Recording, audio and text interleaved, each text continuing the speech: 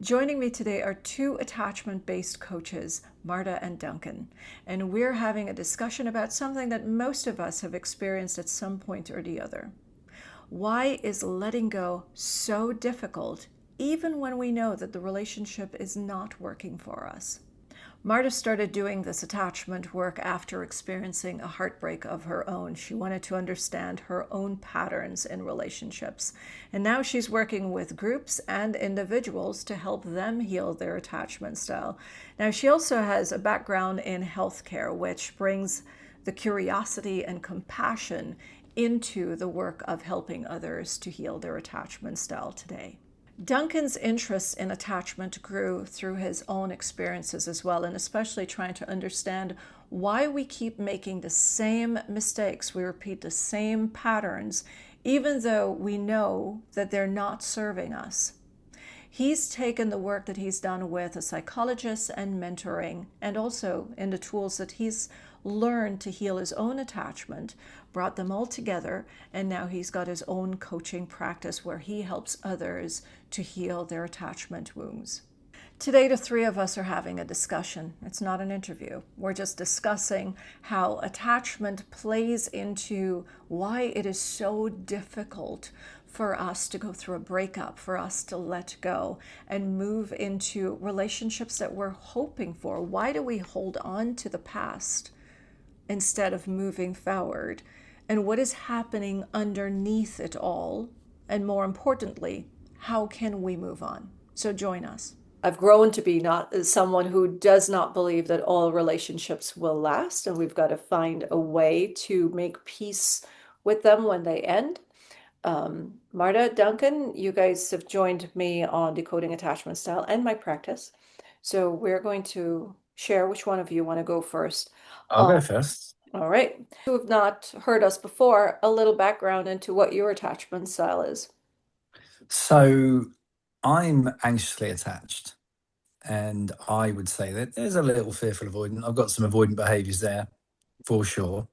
Um, when you were talking, then it just reminded me of a conversation that I had with a client of mine the other day, and he's going through a messy divorce at the moment. It's really taking a toll, and we were just talking about how it almost gets that heartbreak almost gets mocked in society outside of the person who's going through the heartbreak. It's almost there's songs, there's movies, there's everything about it, but the toll it takes on your body is very real. And we were talking about this earlier about the stress hormones that just flood your body, and obviously everyone experiences that differently depending on their attachment style, depending on just their past experience, how deep the relationship was, how long it lasted, how attached they were. It can be devastating. Your body basically reacts like someone's died, and you have this huge loss, and you are flooded with all those stress hormones. So that completely affects your brain chemistry and everything. And it's going to be different for everyone, and it's going to be, and even the same person can experience it completely differently with different relationships. Absolutely. With me, it's I've experienced very different forms of heartbreak. I remember my very first relationship when I was I 17, and my girlfriend, when she went off to uni and I went off to uni, she broke up with me over the phone. Absolutely devastated, fell to bits. Rude. And my yeah, well, what makes it even more rude is we used to have this thing where she would ring the house phone, my house phone, from a payphone. Let it ring You're twice, showing your age, Duncan. and then Calm down. all right, back in your box. I and she'd ring the house phone, it'd ring twice, and I called her back. And she called me back on my own Okay, that phone is call. cute. That is she cute. she broke up with me on my own phone She call. broke you up with you. You called her for the breakup? I called her back So, after she so she after trained she you like a rang 2 rings. Pavlov's dog to call her Yeah, pretty back. much. Pretty much. Yeah, pretty much. You spent Um, that money for a no, breakup? yeah, well, my Oh, parents' money. I lived at home at the time. yeah, that's that's I'd come that's back just from uni. wrong. Yeah, it was all kinds of wrong. But I remember how hard that hit me. God, it was just like she was my world. I was only young. I think by that time I was 18, but it was devastating, and I didn't handle that very well. But then I was 18. You don't really. There's no way you could know how to handle that. I don't think at that age. But well, not when it's your first serious relationship. And But that's the uh, relationship you think that was going to last forever. God, even at that age, yeah, I remember my Yeah. gran telling me when I remember being annoyed because she'd said to me when she found out like that my girlfriend at the time was going to uni somewhere and I was going to be going off somewhere, and she was like, "Well, just enjoy it and while it lasts because you'll meet new people." And I'm like, "What? No, no, we're gonna be together forever. We're gonna get Yeah, married and they have babies." downplay your feelings. It's I like you're was, just a I was, child. You don't yeah, know. My grandma yeah, I used to say, "Oh, was, it's just puppy love." yeah, Yeah. basically that, yeah. And I was just horrified that that was even a notion. And alas, it was true. And there we go. All right. Marta, what's your story? Oh my God, there's so many, but not really. Well, I feel like I'm mostly healed, fearful avoidant. Tend to go back and forth between avoidant and anxious. Lovely, lovely little journey. Not so much anymore. And then, Duncan, you mentioned something about it feeling like someone died. And in a Yeah, way, there's a two-prong answer I have for this one. In a way, I feel like the expectation of the society is when you do go through a breakup that you recover within this period of time and you're yeah. not supposed to or allowed to be grieving longer than expected, right? Mhm.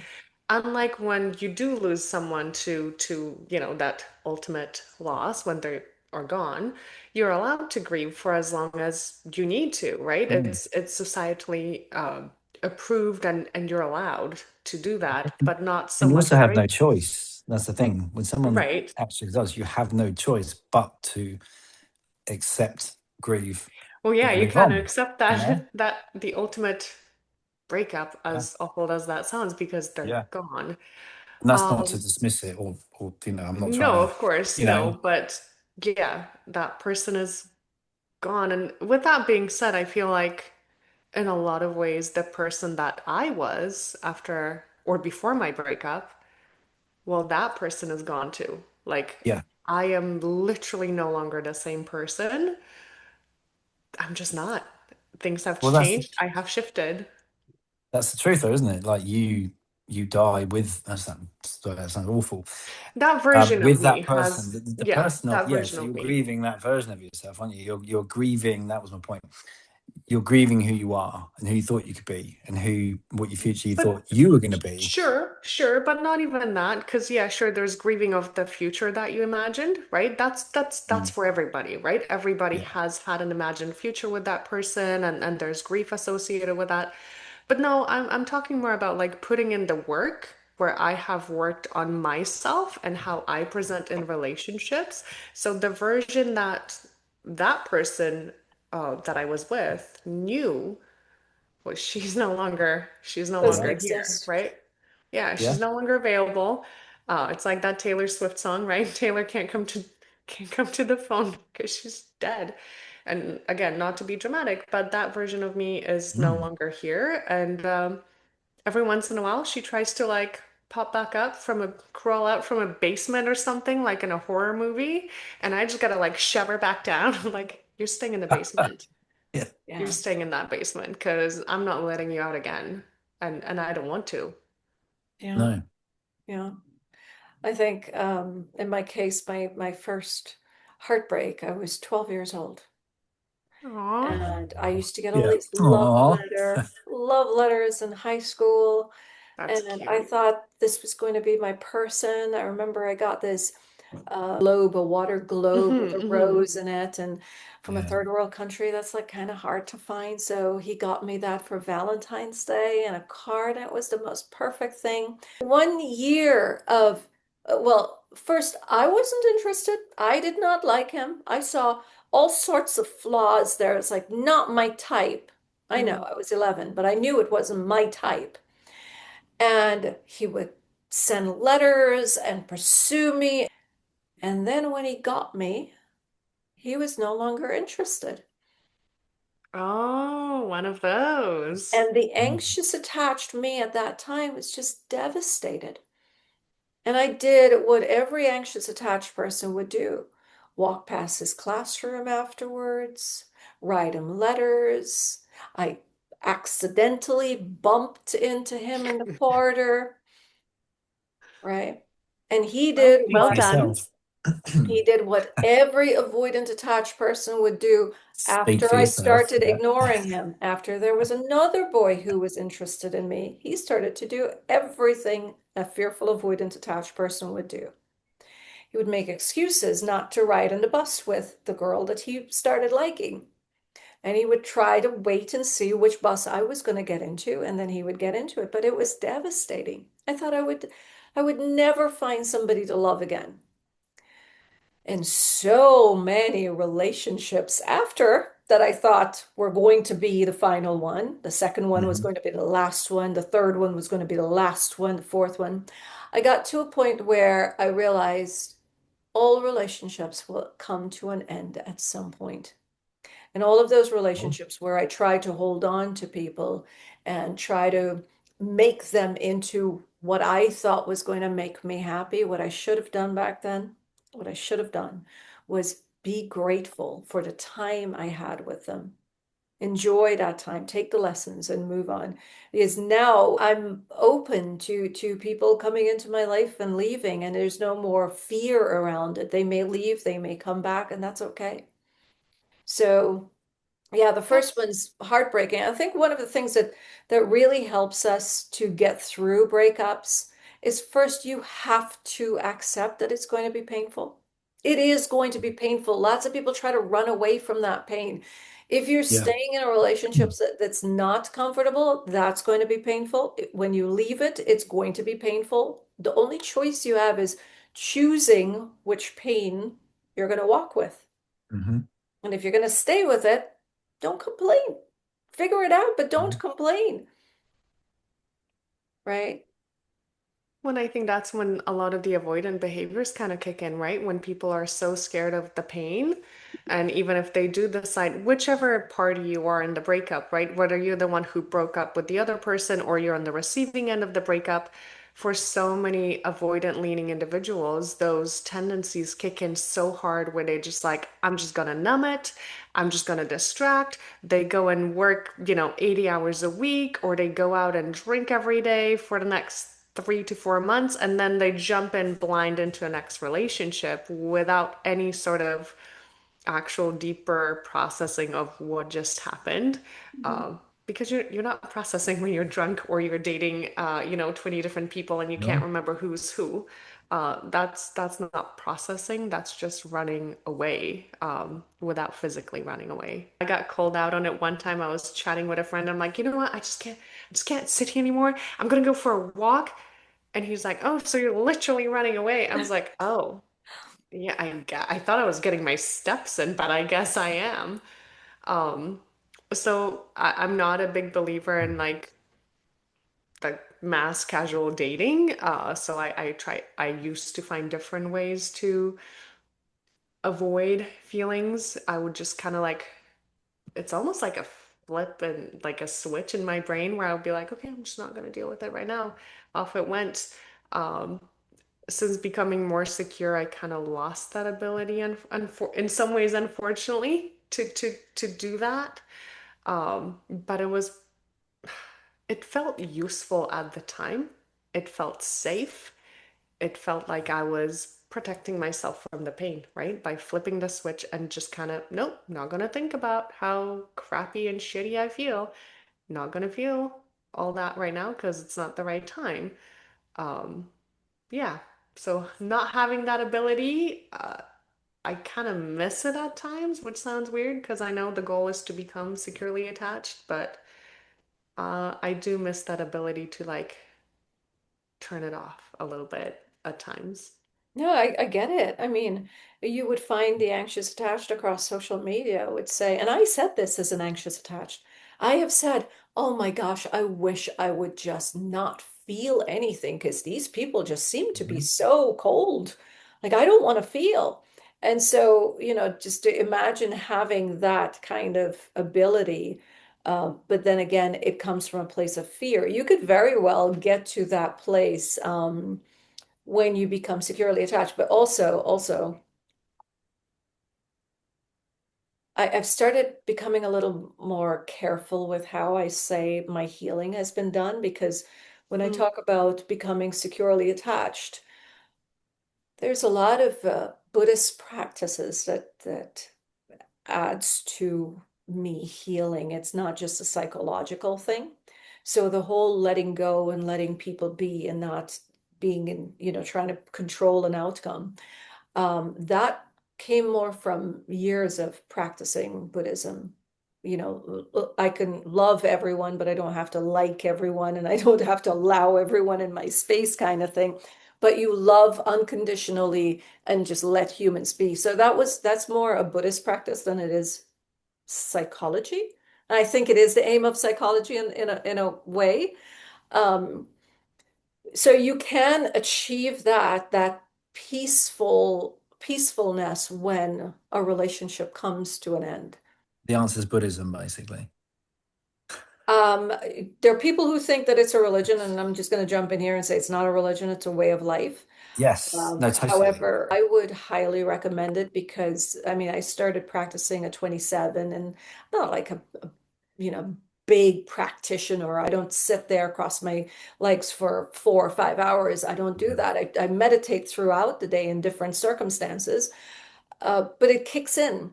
It really kicks in at times when I need it. Like when I'm feeling triggered now, I could just breathe and just focus on that breath. And sometimes I Yeah. don't even hear the other person because I'm so focused on my breathing. And that is really, I'm not ignoring you. I'm trying to really hold myself together so I don't slip back into my old patterns and say something that's probably going to be mean and hurtful. But then I Yeah. come back and say, hey, you know what? I got lost in my thoughts. Do you mind repeating what you just said? That breathing exercise calms the nervous system so that we are not so reactive and responsive whenever we're triggered. So it really does help with the whole healing process. You could have all the awareness of you and your partner, but if you don't have tools and you're not practicing those tools and it starts to become a part of who you are, you're just sitting there with information. Well, I think Hmm. that's the biggest part, right? Because so many people sit there and consume content. They're like scrolling, they're like, ooh, I'm gonna tag this, I'm gonna save this. But they never sit there and practice. And it could be something just as simple as you said, sitting there doing box breathing or counting as you breathe. And for myself, I know early on I was like, this is not gonna help me. I don't need that. I'm breathing just fine, right? I would be almost like a little dismissive to that simple advice because it seemed too simple to solve my problem. And I'd be like, me, right? Well, But then I was like, I would actually sit and try it. And I'm like, oh, I do feel a little bit better, or I feel a little less anxious or confined to just my thoughts. So it does help. It just, from what you're saying, like one of the things that I sort of started with and recommend everyone starts with is just catching yourself when things happen, like whether it's uncomfortable text or anything that triggers you. It's just recognize it every time it happens, because to start with, you're not going to be able to control that. If it takes practice, like you're saying. But it's recognize it happens, recognize what it is, recognize how you feel. Don't react to it. Just sit with it, but pay attention to how long that lasts, because invariably when you get triggered, that awful adrenaline rush, the fight and flight that comes over you, it does pass. It doesn't feel like it at the time. Never does it? But once you start paying attention to it, you recognize that it can take 2 or 3 hours, depending on how big the trigger is. It can do, but you will feel differently at a point. And when you recognize that that's how you feel and that it does pass, you don't react to it. You learn to control your emotions at the point. I'm triggered. I mean, from what I understand, like being being secure doesn't mean you don't feel it. It means you don't react and you can control it, and you have control over it. And it starts with, in my opinion, recognizing it at that point. That's how you feel then. Look at how long it takes until you don't feel that way. And then when you're in those moments, you're like, I know this won't last, so I'm not going to react to this. I'm going to take my time, and then that becomes more powerful. I think people nowadays have this expectation, like Duncan, you talking about the UK is a trigger for me. And now I expect you never to mention the UK ever again. But Fine, I that's won't. not fair. That's where you live. That's where your life takes place, Yeah, right? So my yeah, trigger, I think we have to take responsibility for our own triggers. Okay, yeah, I named my trigger. What am I doing to either de-trigger it or to manage other people living their lives? Because I cannot expect people to walk on yeah, eggshells around me for the rest of my life. They don't owe that to yeah. me, right? But I No. feel like that's the expectation, Well, and that's also, not reasonable. the word trigger is being used so loosely. To add on to what you said, Marta, we cannot expect people to change themselves to make us happy It's and not fair. heal our wounds. No, it's nobody's responsibility. And I know nobody likes hearing this part, but if you want to say, if you want to agree and say, okay, you know what? It's this person's responsibility because they signed up to be my partner. So it's their responsibility to make me happy. I would love for you to reach out and let me know how that's going. If there's any progress and how you were able to do it so that I could teach others the same thing. If you found that this has made your relationship peaceful, trying to change somebody else and make them into something that you would want, you have success with that, please share the tools. Because one thing I've found is that you cannot change how a person thinks and how they behave, what they want, what they need. You've got no control on anyone who's outside of you. The only person you can control is who is like you. And like Duncan said, you can't see me, but I'm just drawing a circle around myself. I'm the only person I can control. In my relationship, my partner hates a sarcasm. And I love sarcasm. I was brought I'm up right by there with you a and loving it. British, yeah, love sarcasm. I was gonna say, did you grow up in England? Because we're very Very, good at it. We're I was, very good at it. we were colonized. Duncan, that's for another time. We were That's an colonized. off-air conversation. But but yeah, love Yeah. sarcasm. And there's Yeah. certain times that we're in an uncomfortable conversation. There's sarcasm, and I remember the last time I said, "Okay, I can appreciate that you don't like sarcasm. I get that." And I Mm, try my best to hold back, but this is a part of my personality now, and it's kind Mhm. of difficult. So I'm going to have to ask you that we work a little bit more on you managing this side of you. It's just a form of language, mm, right?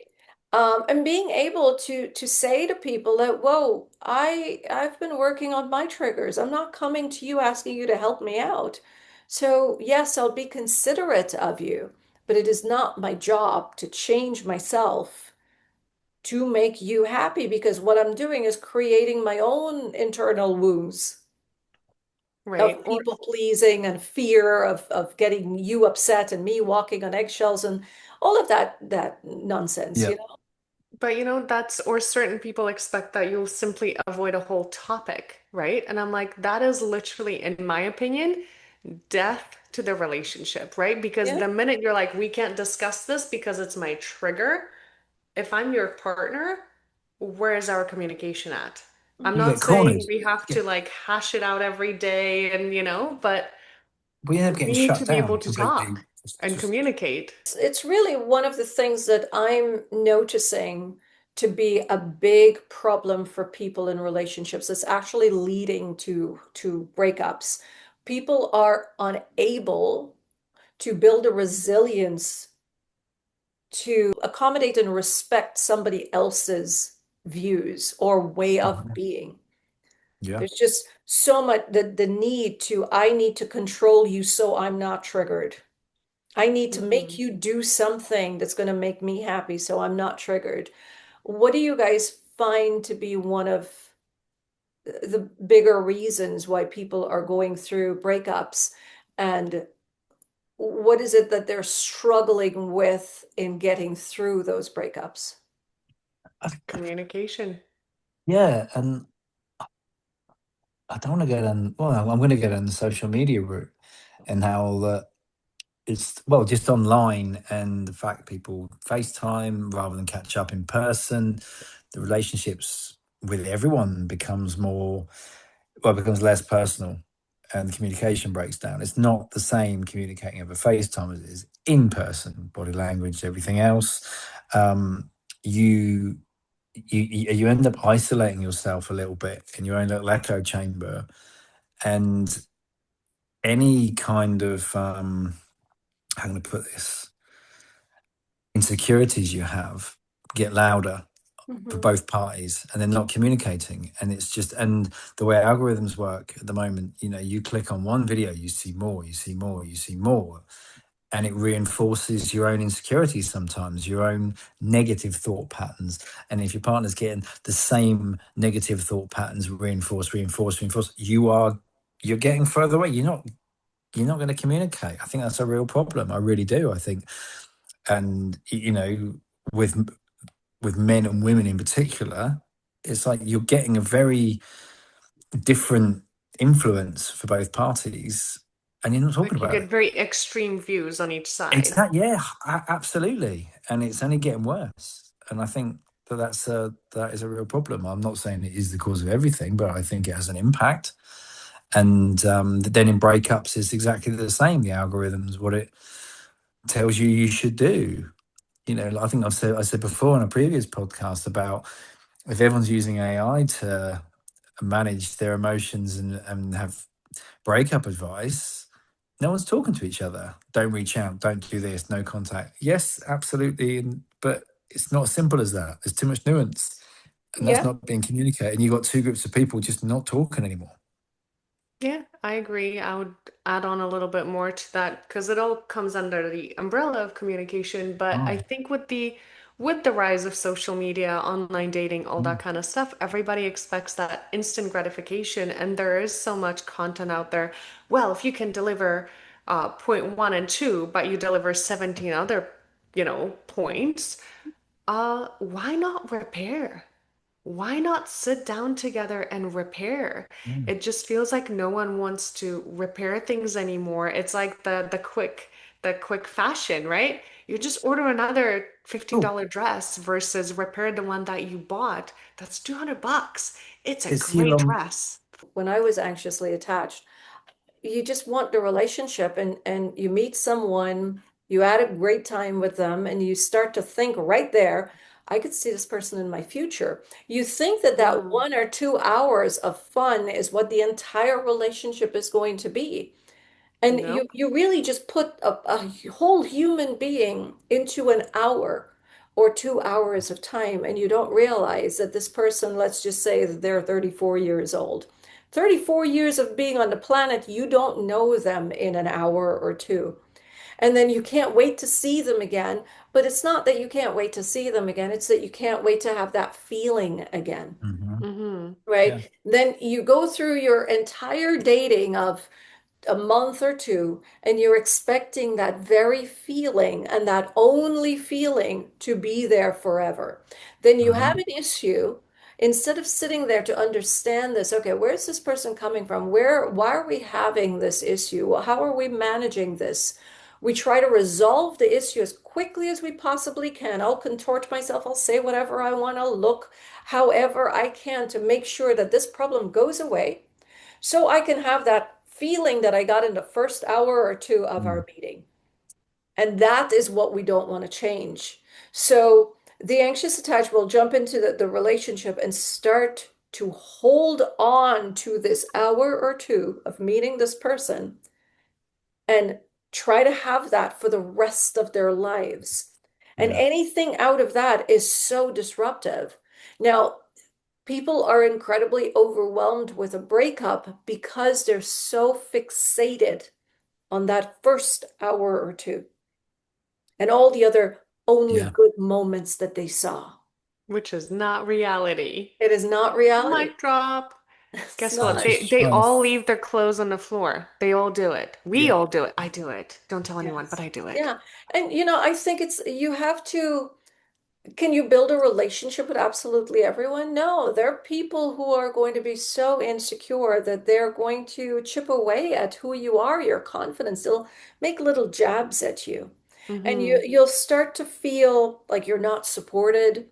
You'll start to feel unsafe in the relationship. You'll start to feel like you can't rely on your partner. That is perhaps someone that you don't want to invest in, you don't want to spend the rest of your life with. But it is your responsibility. You know, we talk about the other person doesn't take accountability. It is our responsibility to take accountability for our future and say, the hard thing would be to leave. The harder thing will be to stay here and lose myself. And Hmm. I've got to leave. And then there's some relationships where your core values are the same. You're kind to each other, you know, you respect each other, and you have some issues that you need to work through. Those are the ones that I would encourage you. Try to build up the resilience. Marcus Aurelius and A lot of all that. Yeah. avoidance, love the Stoics. All Yes, right, just continue. again back in your box. Okay.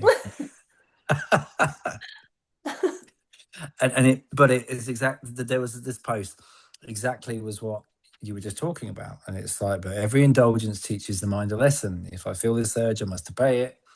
Repeat that often enough, and desire becomes your master. It's the same thing. It just reminded me, slavery of the mind.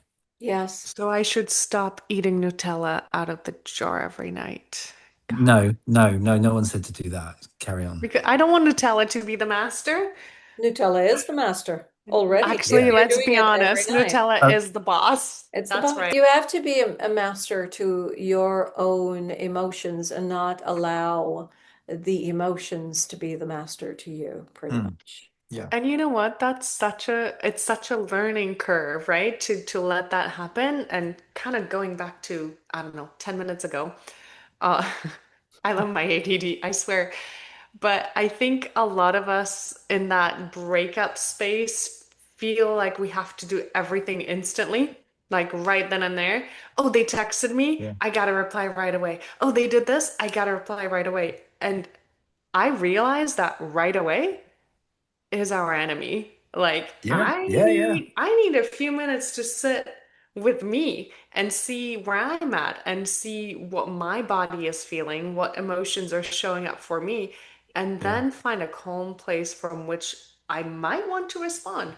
I might not, I don't know, but the right away is I think No. that's the biggest enemy of relationships or the post breakup space as Yeah, well. it's one Yeah. of the things Hmm. that creates more damage than repair because Mm. we are acting from a place of desperation, which means our brain is going to make us want to say things that the brain thinks is going to bring some sort of peace. So we're not really thinking, we're really just reacting. So it's always best, again, to take some space and breathe. I often say to clients, if you are feeling any sort of overwhelming emotion, if it's too intense, that is not a time to do anything. And you have to Hmm. think of it this way. Do I want to risk saying or doing something right now and creating more damage? Or can I sacrifice some goddamn time, sit back a little bit, and the chances of repair would be much higher. Anxiously attached people, they have a way of breaking a ton of boundaries when they're overwhelmed, and they don't Hmm. realize that it's you're breaking someone's boundary. And if you're dealing with a secure or an avoidant attached person, and you show up at their place, you show up at their workplace, you send them flowers, um, you drive past their house or you do anything of that sort, they start to think you're becoming emotionally unstable. And they don't know what you would be capable of when you're in that heightened emotional state or dysregulated. Yeah. So it's not going to build trust at all. That's a time No. when most humans will say, "Oh my God, no, this looks a little scary and crazy." And you call your friends, what are they going to say? If you say, "Oh, I just saw my ex, he's passing by my house."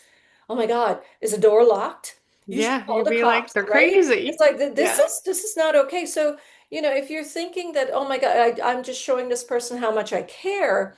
No, that's not what they're seeing. I think if you're an anxiously attached person, it's looking at this and going, right, I'm going to make a choice. From now on, I'm going to respond and not react. So Hmm. and then the challenge is to recognize when you get that urge to just react again. No, no, this is the moment. This is now. This is my challenge. Don't react. Take a beat and choose how you want to respond. I mean, that's not as easy as said than done, but that's the No, practice, in my no. opinion. Is that yeah, you know that you set it almost set it as a challenge to yourself. And go right. I'm not going to be that guy. I want to be. I always want to respond from now on. I want to respond. I don't want to react. It is not an easy thing to do. I was that person who would respond right away, call right Hmm. away. I Hmm. remember I went through a breakup. No, I just went over to talk to him. And you go over, you think that by meeting this person and talking to them, you could convince them Hmm. Hmm. why they should stay in a relationship. There is this belief that if I could just see them and Yeah. sit with them, they're going to change their mind. And that comes from getting proof that it does happen, right? When you sit in Yeah. front of an avoidant attached person and you try to convince them to stay in the relationship, what happens in their mind is, oh my God, I got to say yes, or this person's not going to stop. I'm just going to say yes. And they say the Yeah. thing that you need to hear so that you could shut up because it's just so Yeah. overwhelming. And they know you're not going to stop. But it's not because they've had time to think clearly and make that decision on their own.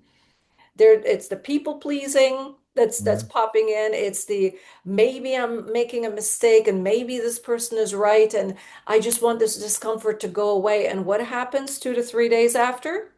They say, yes, let's work on this. They start pulling away again because they've never taken the time, they never had the space to make that decision on their own. Controlling how to respond and react was one of the most difficult things for me to do. And it took hours Mm. of Oh, it's not sitting easy. in the center of my bed and just not touching my phone or not responding to his text Mm. when he reached out. But Yeah. it's not easy.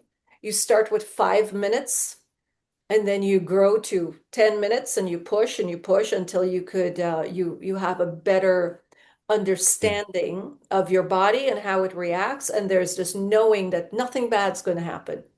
Yeah. But see, that's funny because for me, when my avoidance side kicks in, I have done this where I would physically toss my phone across the room because I'm not ready to respond. Like it's Okay. like I would toss it across the room so it's nowhere near me. I don't have to look at it. I don't have to process, Okay, well, and little darlings who I are would listening hide. to this, you don't have to toss your phone. No, Phones are we love our expensive. phones. What we do, well, you could try what I've done. I have Put it on put the bed. people on Put it mute. on the bed. I've put people on mute, and that was I the love the time when mute I button. started to really pay attention to absolutely everything coming towards me. So in the past, I realized that the news was very disturbing to my spirit, so I stopped watching the news years ago. And then with the phone, one day I decided it's really nice when it's silent. So it's always on silent unless it's one of my Yeah. kids, and then it's on bypass. I love The that best we all thing. paid Always on thousands of silent. dollars for these phones. And we're like, Totally. I like when you're No. quiet.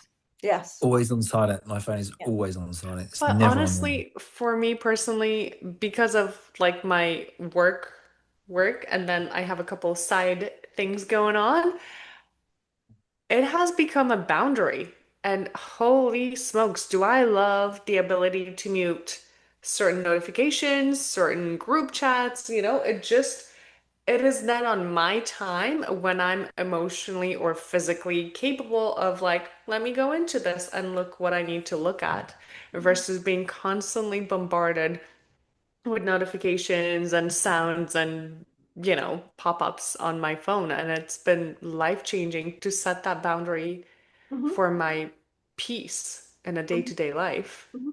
Well, I think what happens with the phone and people who are going through a breakup, especially if they don't want the break, even if they do claim to want the breakup, you still want to know that the other person cares about you.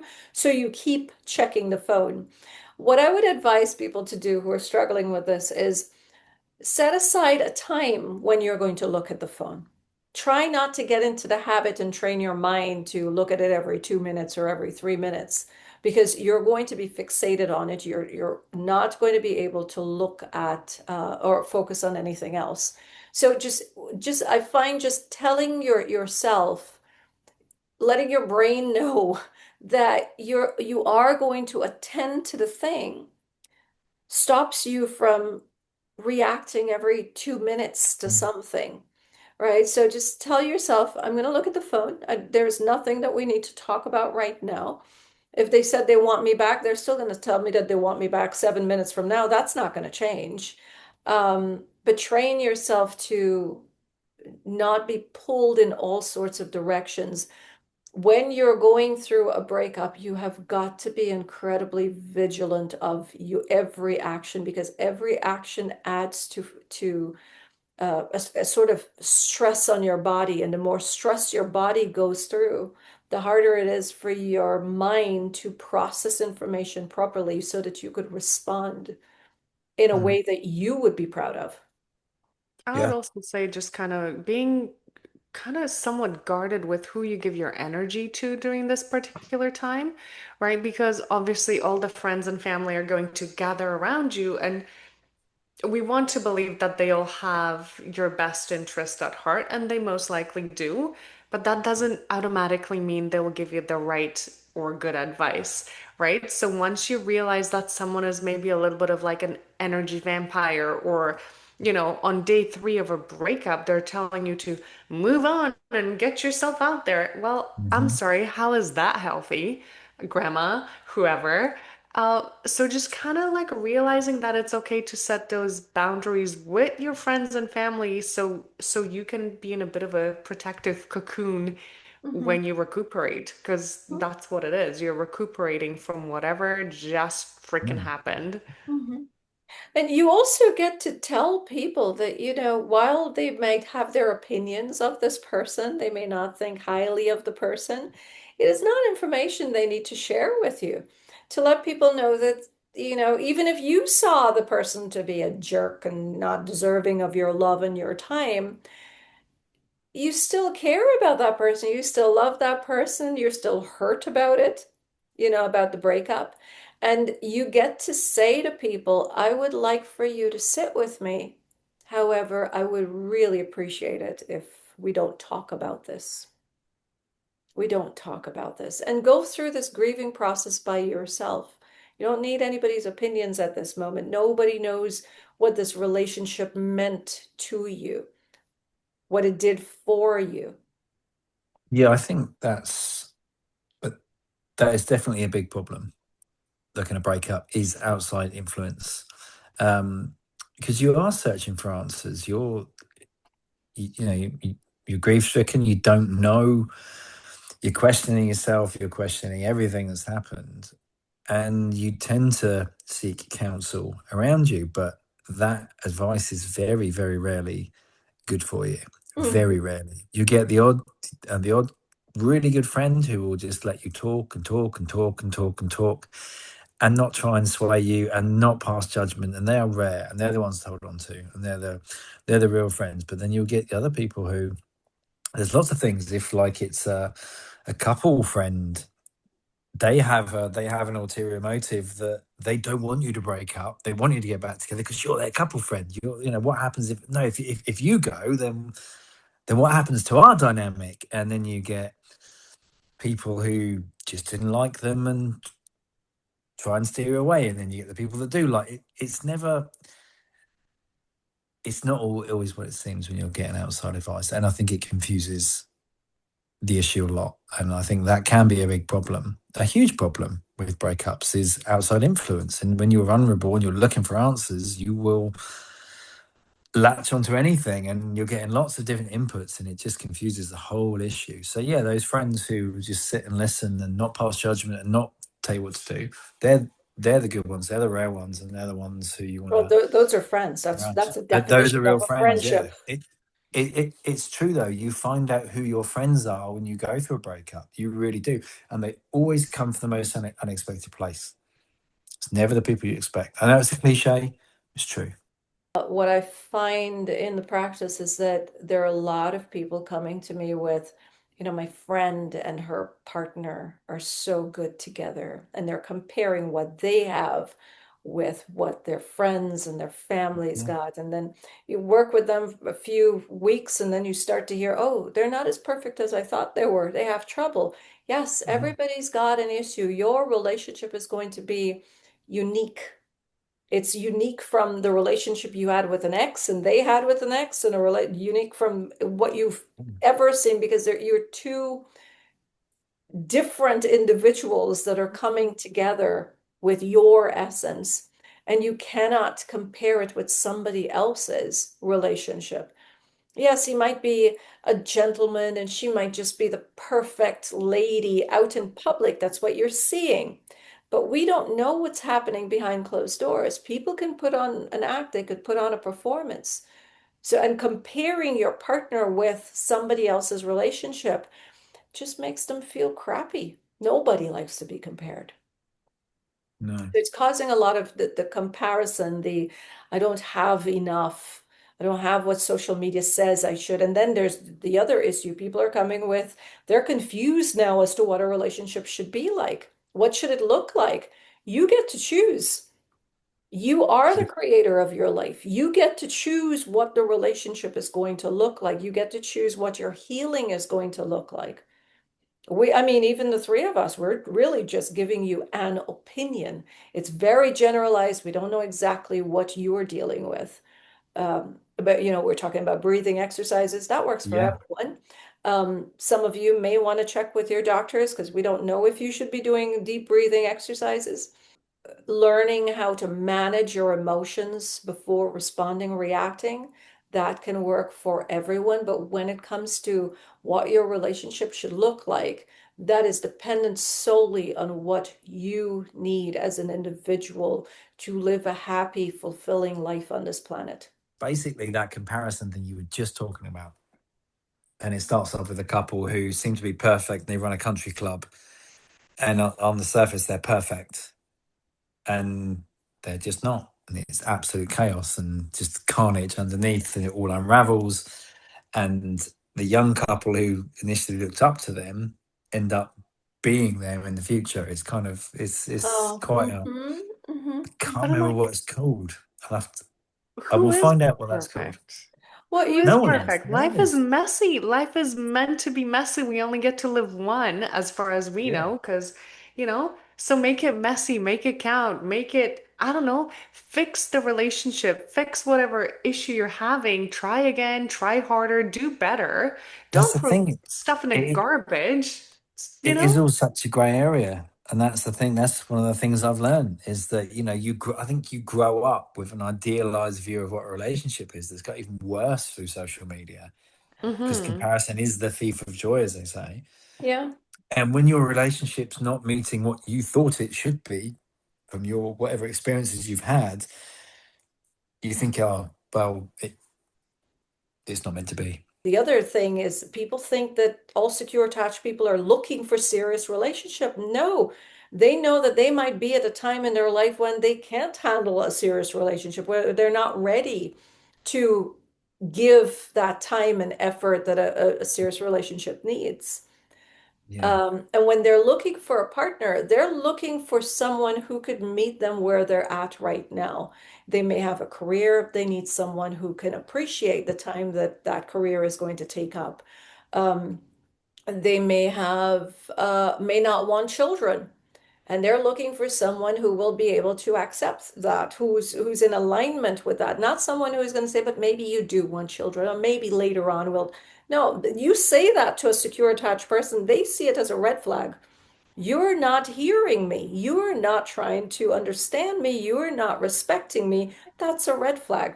So the difference with secure attached people and the others is this is an individual who knows themselves and they know what they want their lives to look like on this planet for the most part. For the most part. Yeah. Yeah. No, I think you hit the nail on the head with that little summary right there, just kind of knowing what you want and finding the right person and That's the magic solution right there. That's the recipe for success. You know what you want and you're out to get it.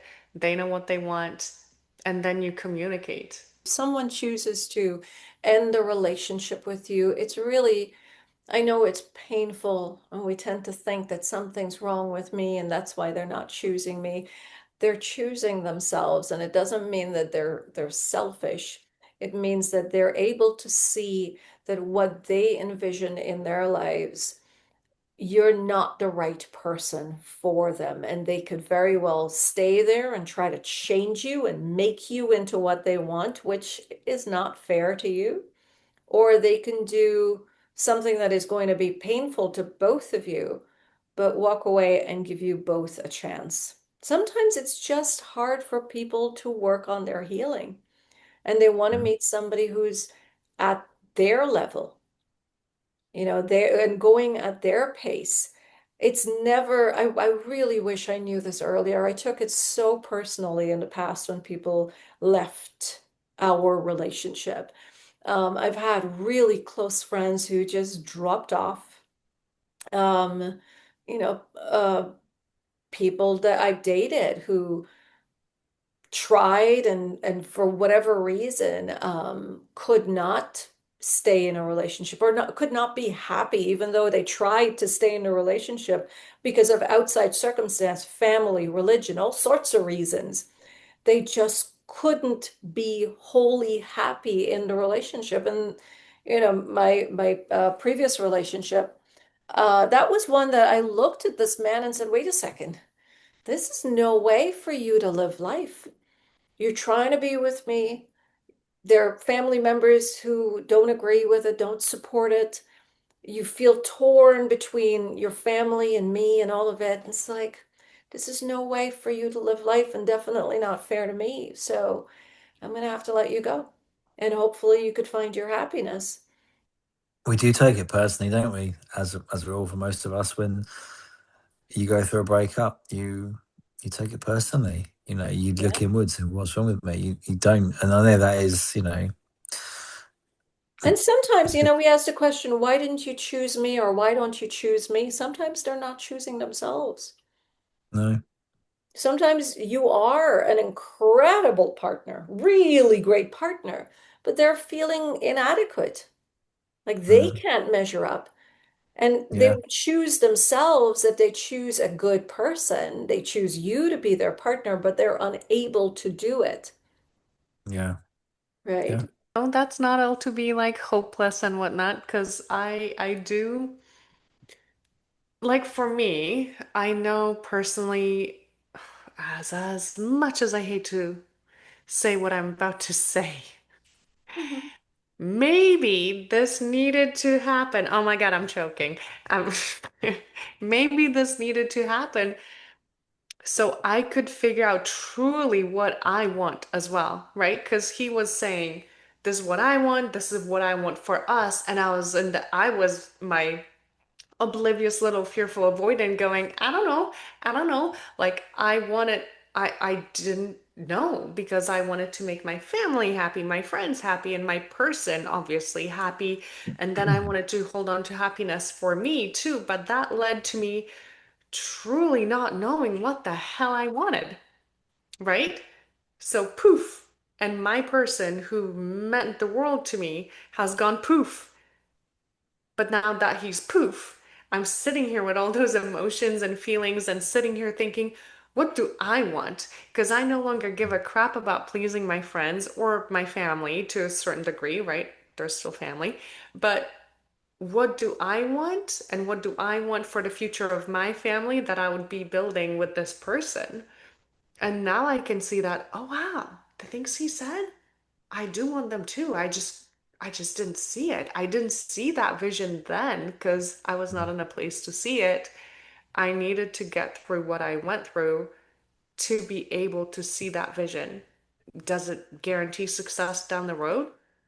No, but at least I know what I'm looking for. Yeah.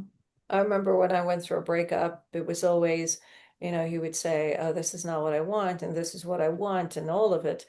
And I was just listening, taking in that information of what he wanted and wondering, can it work?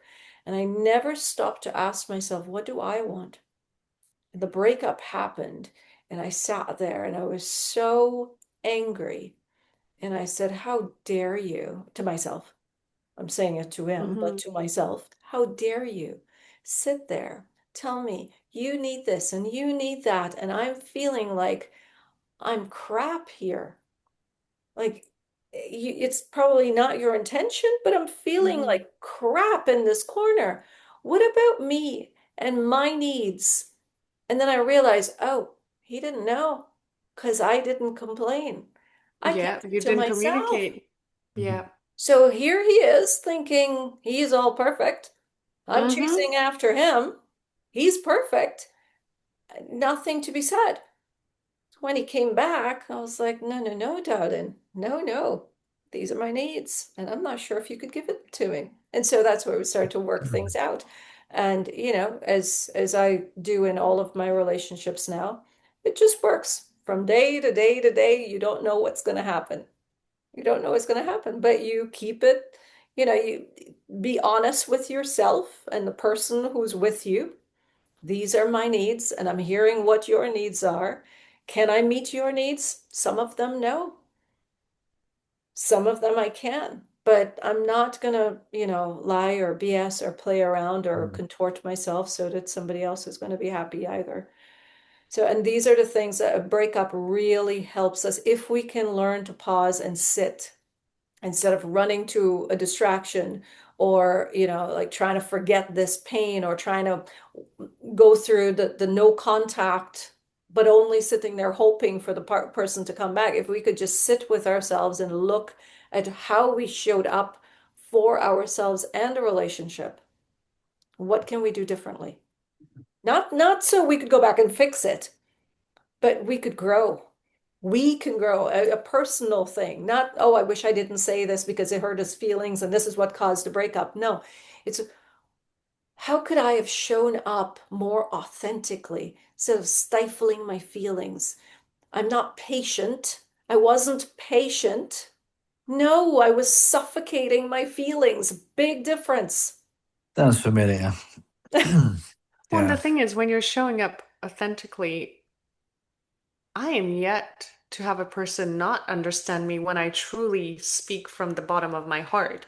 They might not understand like, oh, this is not how I see the world, but they understand the emotion or the feeling that I'm talking about. And that's where the communication starts, really, right? Empathy. Just us feeling like it's okay to voice our needs. And Yeah. it's not just like, oh, I want Thai food for dinner. No. This has been an episode of Decoding Attachment Styles. Thank you so much for tuning in. Don't forget to share it with your friends and your family and just share it out there. We never could tell who this is going to help. We all go through breakups and they suck. Leave your comment, a review. Let us know what you think of the podcast and what other topics you would like for us to discuss.